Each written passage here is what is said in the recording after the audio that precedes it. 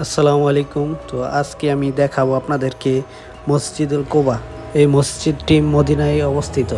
তো এই মসজিদটি আমাদের নবী হযরত মুহাম্মদ সাল্লাল্লাহু আলাইহি সাল্লাম নিজ হাতেই তৈরি করেছিলেন। তো এই মসজিদে আমরা এখন যাব আর আপনাদেরকে দেখাবো। তো সবাই ভিডিওটি দেখেন।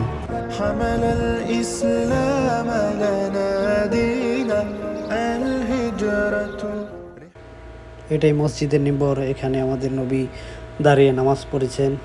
এই মসজিদ এমন একটা মসজিদ, এখানে 2 রাকাত নামাজ পড়লে উমরা হজ করার মতো সব হয়। তো এখানে আমরা 2 রাকাত নামাজ পড়লাম। আর যারা আসবেন সবাই নামাজ পড়বেন, কারণ অনেক ফজিলত এই মসজিদে 2 রাকাত নামাজ পড়া। পিজির মদিনাতে আমি যেতে চাই, এত দূর পথে। তো অনেকেই এই মসজিদের বাহিরের অংশ দেখায়, তো আমি আজকে সবাই ভিতরের অংশই দেখাইলাম। দেখেন কত সুন্দর। যাব সামানা যে